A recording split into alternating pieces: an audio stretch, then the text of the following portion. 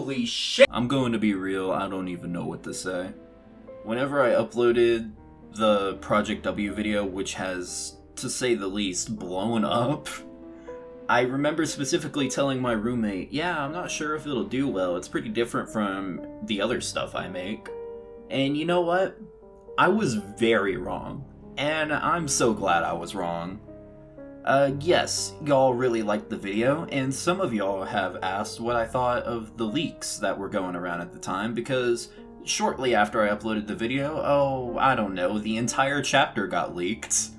And I was gonna make a video covering the leaked information, but then more information kept coming and more information, and so I kind of got into this cycle of, well, I don't want to make a redundant video.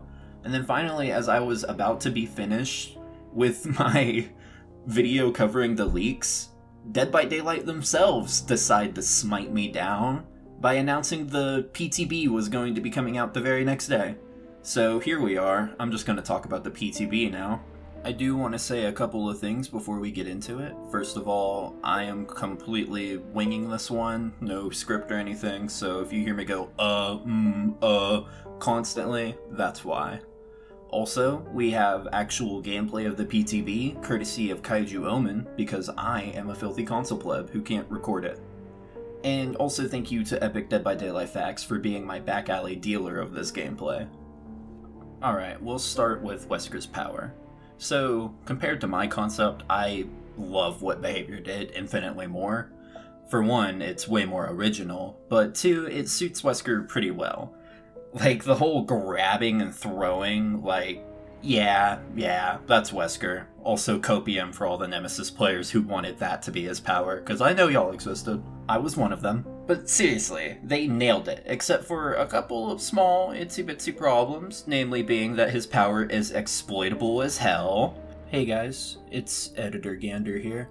I had recorded this off of the assumption that y'all would know how Wesker's power worked, but I realized that not everyone might have gotten the chance to watch gameplay already, so just in case, I will link an overview down below for the people who are a little out of the know. So yeah, check the description for that. Anyways, back to the video. We'll start with the obvious one. Whenever a survivor is vaulting, your power does nothing to them. At the very least, this should allow you to grab them to commence a throw or slam. But no, it just does nothing. You bounce off of them like rubber. Same goes for pallets. Like, a lot of characters can still get hit through the pallet. Like, say, we'll compare it to Demo Shred. Like, Demo Shred can still hit through a pallet if you time it good. But Wesker just gets completely dumpstered if you have a pallet at your arsenal. And this even includes if you throw the pallet too early, because then he'll vault over the pallet, and then our next problem rears its head. Whenever Wesker vaults with his power, he can't do anything for a solid couple of seconds.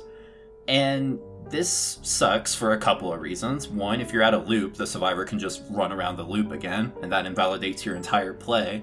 But also, it just feels janky, like it doesn't feel natural to the gameplay. And it certainly doesn't feel natural to Wesker. So, I think at the very least, if you have your second bound available, you should be able to use your second bound after vaulting. And then finally, his power is really weird with ledges. Like, you either end up tossing the survivor really far, or you both end up falling and you just let go of them. And effectively, your power did nothing there. So it's just a little weird. I think it needs to be looked at. Oh, and also the collision in general on his power is spotty, but I mean, it's behavior collision. Pretty much every character who relies on terrain being normal gets dumpstered by terrain not being normal. So, no surprise that the collision is terrible. I'm sure some Blight main will make an awesome montage of Wesker sliding off walls or whatever in the future. But yeah, that's pretty much all the issues with his power. Like I said, if none of these issues existed, Wesker would be amazing. He would be fun, unique, and also strong. But with the issues, he just remains very exploitable, and I'm looking forward to so many rage-filled games if these issues don't get looked at. Wesker's perks are pretty fun. The standout one is definitely, I say it's standout, but I can't even remember the name. The Vault Speed one. It's gonna be really good on M1 killers for sure, especially Myers, and it actually has synergy with Wesker himself, because Much like Legion, vaulting with your power still counts as a regular vault and therefore gets sped up, which is pretty nice. It's a perk that I'm really looking forward to because it makes you more aggressive in a chase. Like, a survivor takes a vault, you just vault right with them. And it also stacks with Bamboozle and other vault speed buffs, so yeah, enjoy that, main build users.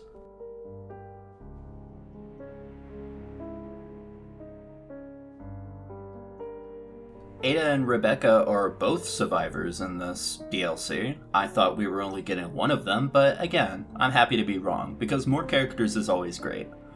Ada's perks, the standout one to me is Wiretap. It basically lets you turn any generator into a security camera, as long as the killer doesn't kick the generator. It also can be combined with Open-Handed to extend the range of it.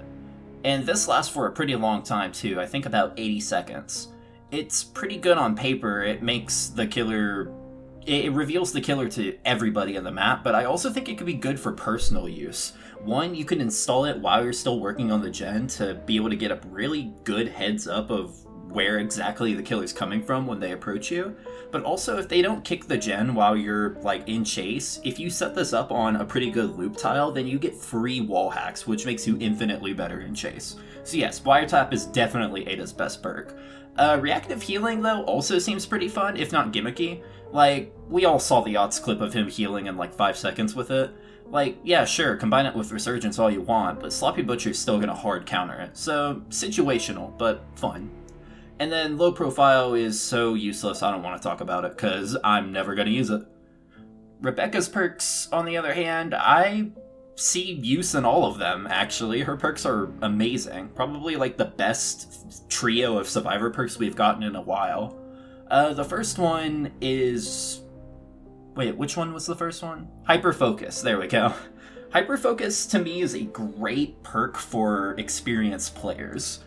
Because if you can't hit great skill checks, then this perk is going to do nothing for you, but the value you get if you can get great skill check combos is insane. And I'm a big fan of adding perks that rewards experienced players rather than, hey, you run fast for a bit, that literally everyone can use, and everyone does use. So yes, Hyper Focus, thumbs up. Another thumbs up is Better Than New, and this perk is actually going to end up being in my kit a lot of the time. I'm a big fan of perks that put you in the support category. Stuff like Will Make It, Botany Knowledge, even Autodidact. Like perks that let you heal up quick and not waste time with that, and also to counter Sloppy. Like, those perks I'm a big fan of. So, Better Than New, letting you buff your teammates for healing, means that my dumb heal builds are gonna get even better, because now whenever I heal fast, my teammates are gonna do everything fast for about 30 seconds. So pretty cool. I'm a fan. I'm gonna use it a lot. And then the last one's Reassurance, and this perk is currently breaking Dead by Daylight Twitter because of how much you can use it on a single hooked survivor. You can use it so much, I believe somebody on Twitter said it was like 3 minutes of the first stage, which to me is insane. And you know what? That's a good thing, because fuck campers, bro. Like, if we're gonna deal with a face camping Bubba, let's at least waste as much of his time as possible. So yes, this perk needs to exist, and it needs to be strong. Like, I think it serves as one of those warning perks, you know the ones. The perks that literally define a playstyle because of the threat of them. This perk needs to exist. So, yeah, that's pretty much what I think of all the characters. Also, the RPD map rework, it's alright. I think those 2 pallets on the stairways in the lobby are kind of crazy, but other than that, I really like how they opened up a lot more of the map, made it way less maze-like. Overall, glad to see the RPD get a touch-up, because as much as it was a perfect recreation of the iconic RE2 setting, it just was not fun as a Dead by Daylight map, so hopefully this strikes a good balance of both immersive and playable. Anyways, that's about all I want to talk about. Oh wait, I'm not done yet. Carlos is leaked as a legendary skin. I'm so glad I got that one right. I know I don't seem that enthusiastic about it right now, but let's just say I was a little excited whenever I heard the news. Carlos and Shiva are both leaked legendaries, presumably for the new survivors. I mean, it'd be a little weird for marketing if they weren't. Okay, now I'm done. Thank you all so much for the support on that last video, and hopefully the support on this video. It really means the world to me. I mean, the first couple of times I've tried recording something like this, I almost broke into tears. Like, it's amazing. It really is. I have no better words than amazing. I really appreciate all the support, and just thanks again. I'm gonna keep on making fun little concepts in the future, and also let me know down in the comments if there's any other kind of content you'd like to see. I've been thinking about doing like gameplay commentaries, you know, just basic, I'm playing a killer and talking while I play, you know what I mean.